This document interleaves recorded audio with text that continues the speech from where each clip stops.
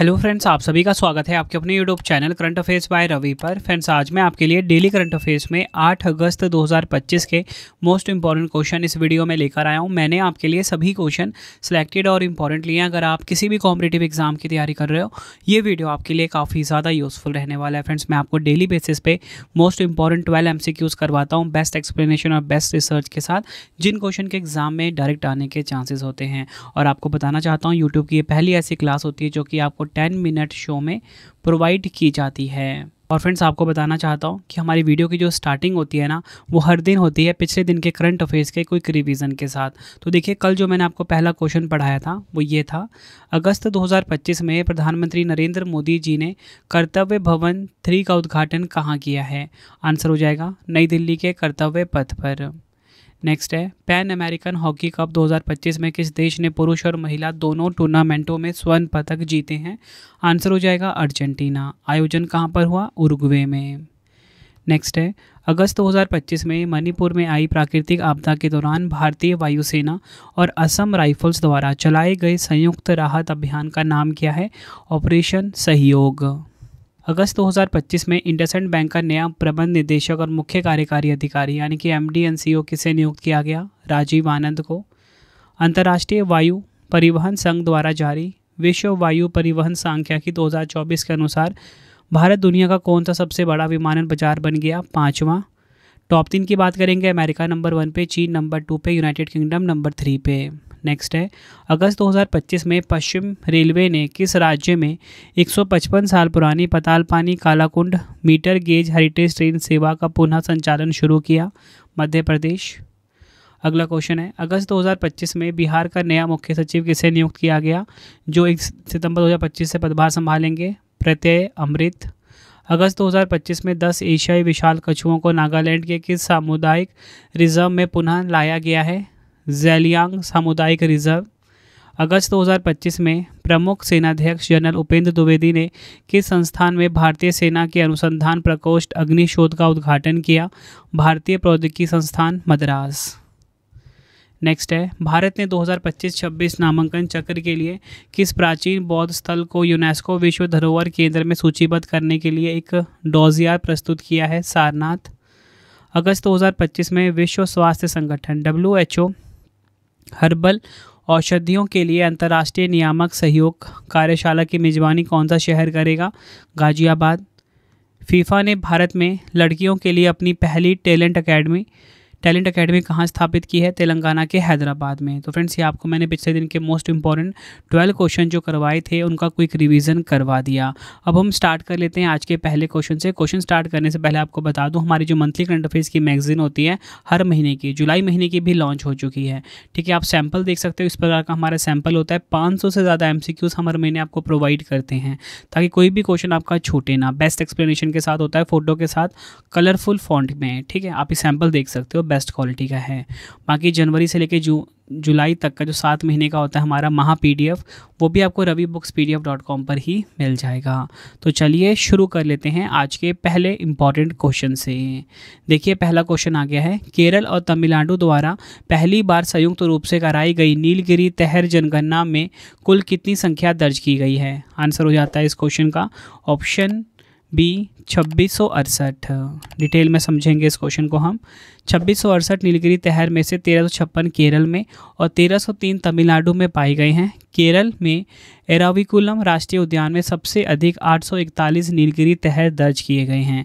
नीलगिरी तहर को IUCN red list में संकटग्रस्त यानी कि एंडेंजर्ड के रूप में सूचीबद्ध किया गया है। और फ्रेंड्स, आपको बताना चाहता हूँ, नीलगिरी तहर जो है तमिलनाडु का राजकीय पशु भी है।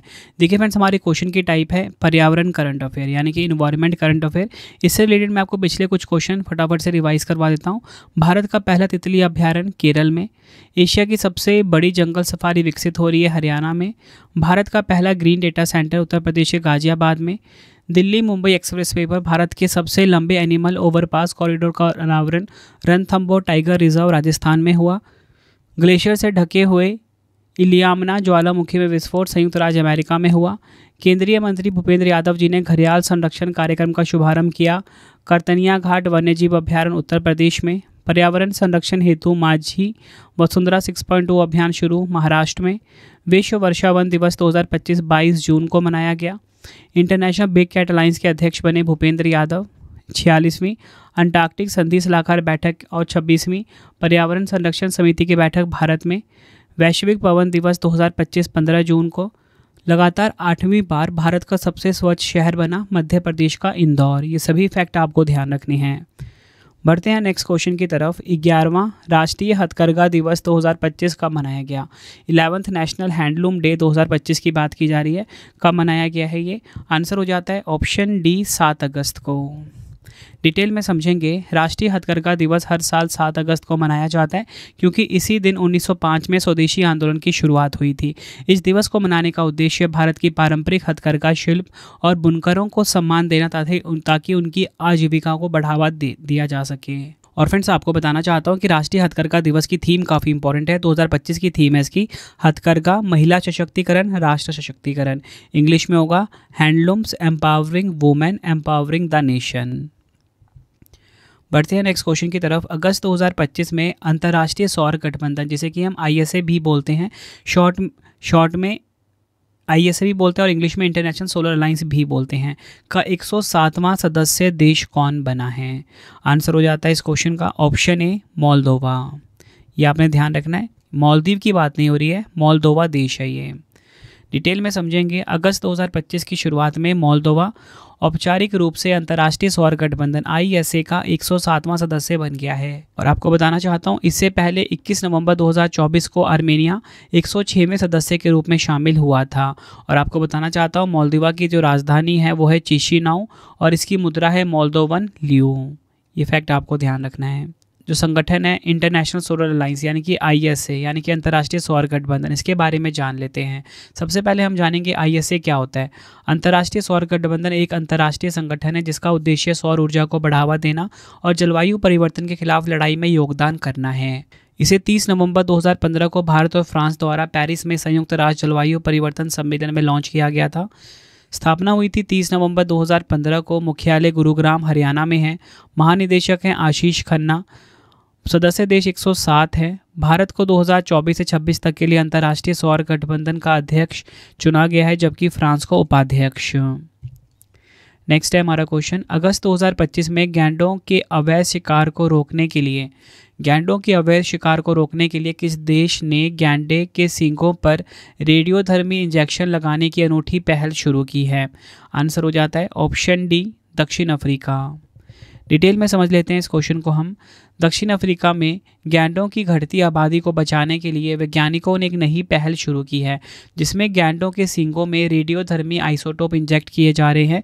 इस परियोजना को राइसोटोप परियोजना कहा जाता है।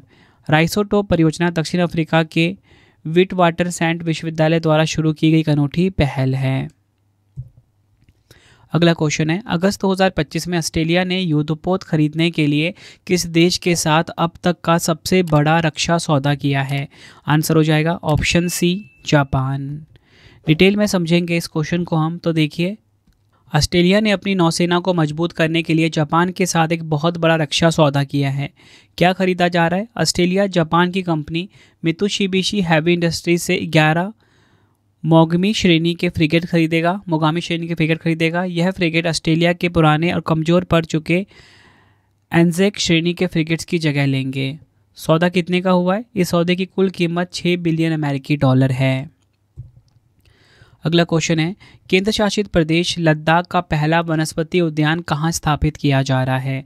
आंसर हो जाता है ऑप्शन डी श्योक गांव में। डिटेल में समझते हैं इस क्वेश्चन को। तो देखिए, लद्दाख के श्योक गांव में संरक्षण के लिए पहला वनस्पति उद्यान बनाया जाएगा। इसका उद्देश्य 10 हेक्टेयर बंजर समुदाय भूमि को एक हरित पारिस्थितिकी क्षेत्र में परिवर्तित कर इसे स्थानीय फलों, औषधीय पौधों, दुर्लभ वनस्पतियों और चट्टानों के संरक्षण हेतु समर्पित करना है। बढ़ते हैं नेक्स्ट क्वेश्चन की तरफ। अगस्त 2025 में भारत का कौन सा राज्य सांकेतिक भाषा दुभाषियों और अनुवादकों को पैनल में शामिल करने वाला पहला राज्य बन गया है? राइट आंसर हो जाता है इस क्वेश्चन का हमारा ऑप्शन बी पंजाब। डिटेल में समझ लेते हैं इस क्वेश्चन को।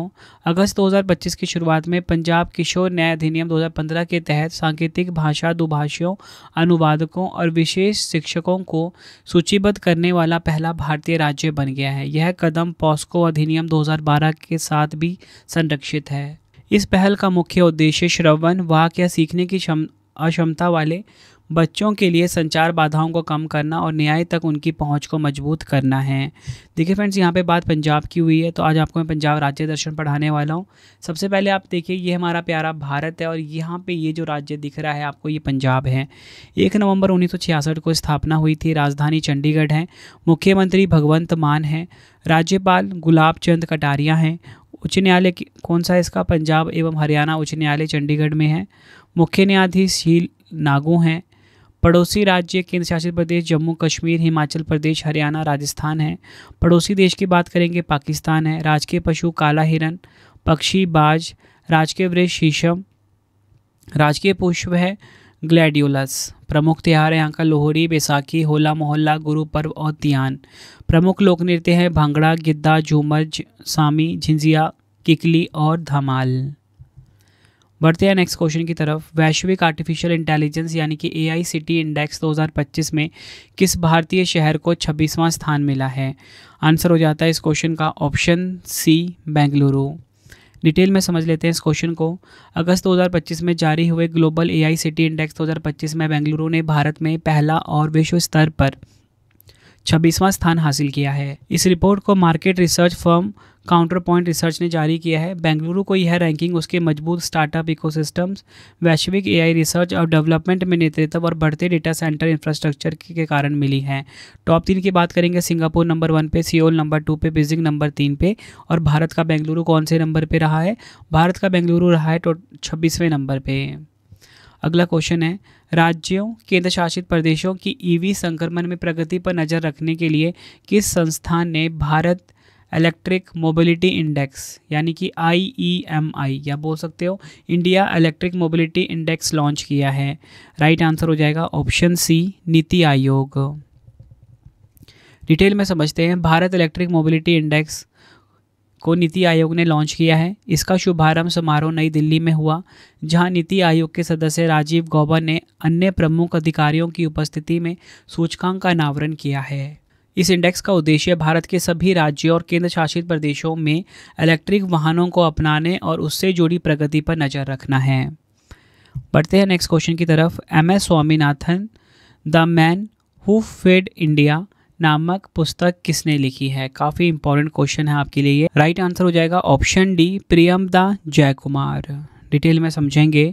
प्रियमदा जयकुमार द्वारा लिखित और हार्पर कॉलिंस द्वारा प्रकाशित यह पुस्तक MS स्वामीनाथन का एक गहन मानवीय और प्रेरक चित्रण प्रस्तुत करती है। MS स्वामीनाथन ने हरित क्रांति के दौरान भारत को खाद्यान्न के मामले में आत्मनिर्भर बनाने में महत्वपूर्ण भूमिका निभाई थी। अगला क्वेश्चन कर लेते हैं। अगस्त 2025 में अमेरिका ने भारत से आयातित वस्तुओं पर टैरिफ को 25% से बढ़ाकर कुल कितने प्रतिशत कर दिया है? आंसर हो जाएगा इस क्वेश्चन का ऑप्शन सी, 50% कर दिया है। डिटेल में समझ लेते हैं इस क्वेश्चन को। यह टैरिफ अमेरिका के राष्ट्रपति डोनाल्ड ट्रंप द्वारा घोषित किया गया है। इस टैरिफ को लगाने के पीछे भारत द्वारा रूसी तेल की खरीद जारी रखने के मुख्य कारण बताया गया है। अमेरिका ने भारत पर जो 50% टैरिफ लगाया है वह 2 तरह के शुल्कों को मिलाकर बना है।